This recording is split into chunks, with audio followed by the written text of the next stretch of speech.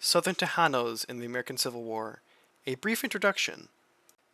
After Mexico's defeat in the Mexican-American War and the Treaty of Guadalupe Hidalgo, more than 100,000 Hispanics living in previously Mexican territory suddenly realized that they were citizens of the United States. As they became citizens of the various states of Texas, California, the Arizona and New Mexico territories, the populations there quickly found themselves tangled into the question of the peculiar institution of slavery and its expansion.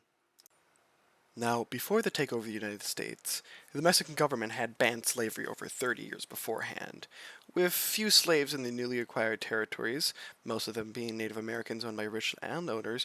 Most Hispanics who were poor farmers had grown up to have an aversion to the institution. These select few landowners, who as previously mentioned usually had coerced labor from Native Americans, had a more positive opinion on the institution, and usually had more influence in local governments.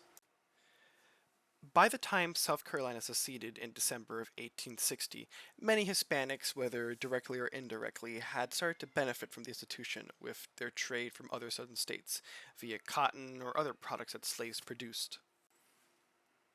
And despite the fact that most southern states had enacted white supremacist legislation, the Tejanos still were keen on defending their homes. And because of this, there were many divided loyalties between Tejano communities in the southern United States when the Civil War broke out. As the Civil War began to break out within the South and the North, all across the United States, many Tejanos were left on a crossroad of whether to join the Southern Confederacy, to stay isolated in their own homes, to support Tejano revolts, or to join the Union. A good amount of Tejanos decided to choose the second option as they decided to remain neutral for most of the beginning of the war, especially poorer people. This isolation that encompassed a lot of southern Hispanic communities was due to the fact that the local white legislators and populations were hostile towards Tejano communities, and because of this, Tejano communities would usually self-isolate themselves, and they would have a better chance of being able to ignore the war in general. This does not mean everyone remained neutral, though, as many Tejanos who saw the North as having a better chance of giving them more rights went up north to join Union armies. As for the South, influential leaders who had ties with Anglo-Americans started to join Confederate forces. Some prominent examples of this include Santos Benavides, who was the highest ranking Tejano to serve in the Confederacy, reaching the rank of lieutenant colonel in the 33rd Texas Cavalry. He had gained positions of high authority before the war, such as becoming the mayor of Laredo and the Chief Justice of Webb County in 1859. He won for the distinction as a leader of several campaigns against the Lipan Apaches and Under Indians throughout the American Civil War, as he served as a part of a small group of soldiers who fought off Indians, Mexican Tejano rebels, and used incursions in south of Texas. From the Battle of Zapata, where he defeated a local Tejano rebel leader by the name of Juan Cortana, clearing the blockade of the Mexican border to trade cotton in for desperately needed cash that the Confederacy definitely wanted. He is also recorded to have assisted in the slave catching of freed African Americans across the Mexico border.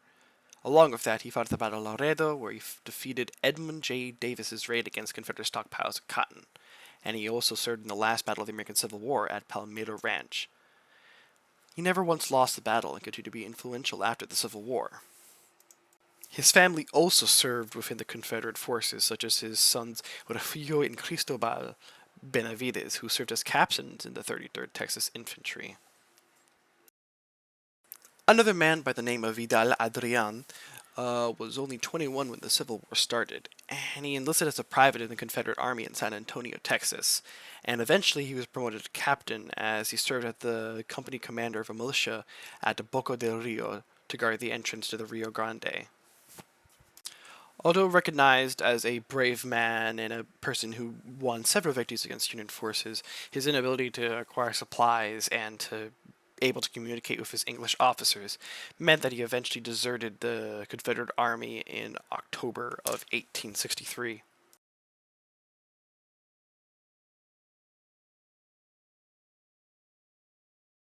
Another Tejano who fought for the South was a man by the name of Leonidas M. Martin, who organized and was major in the 10th Texas Cavalry.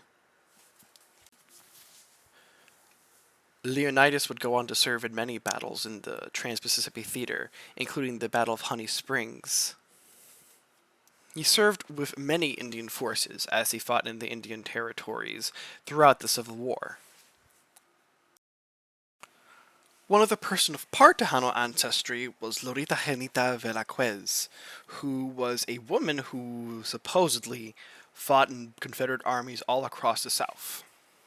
From Bull Run to Ball's Bluff, to Fort Donelson to New Orleans, all the way to Shiloh, she fought across various Confederate regiments, although she was eventually found out and fined.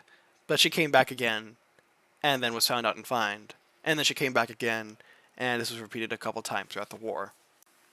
One of the interesting things to mention is the reason that she fought was because of her father's plantations in Mexico, which were confiscated by the U.S. government. This is one of the reasons why some Southern Tejanos fought for the Confederacy, because of resentment to the U.S. government. There were also a good amount of Hispanics and Tejanos that served in various Texas units throughout the war. Many of these Mexicans would serve in John Bill's Hood Texas Brigade and would fight at major battles such as Chattanooga and Chickamauga, Atlanta and Franklin. There were also some Mexicans who served under some Tejano regiments under Antonio Bustelo and Egidio Navarro, who served in some battles in the Trans-Mississippi Theater, and among many others, which would be a little too daunting to list here. But the point is, there were a good amount of Tejanos who served within the Confederate Armed Forces. But it's also important to realize that pretty much all the examples I've given here are Hispanics that are looked at as white passing. With Confederate Army Regulation Section 4, 1399, specifically saying that only free white men can serve, most of these people weren't really considered fair or olive-skinned. That's not to say fair and olive-skinned people didn't serve the army in combat roles, as there are examples of that, such as these two men I'm showing right here,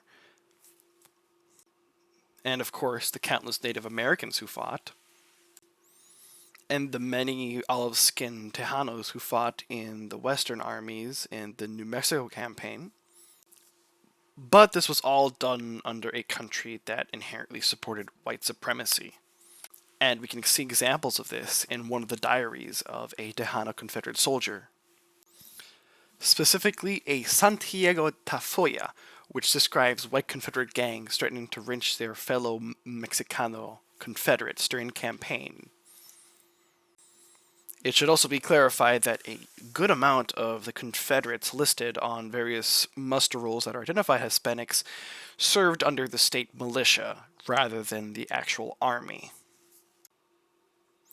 What should also be noted is that a good amount of Hispanic Confederates were drafted and eventually deserted the Confederate Army due to the rampant racism and segregationist laws that prevailed in the inherent institutions that the Confederacy supported. And this was just a brief introduction on some of the baseline facts about figures who were Tejano who served in the Civil War.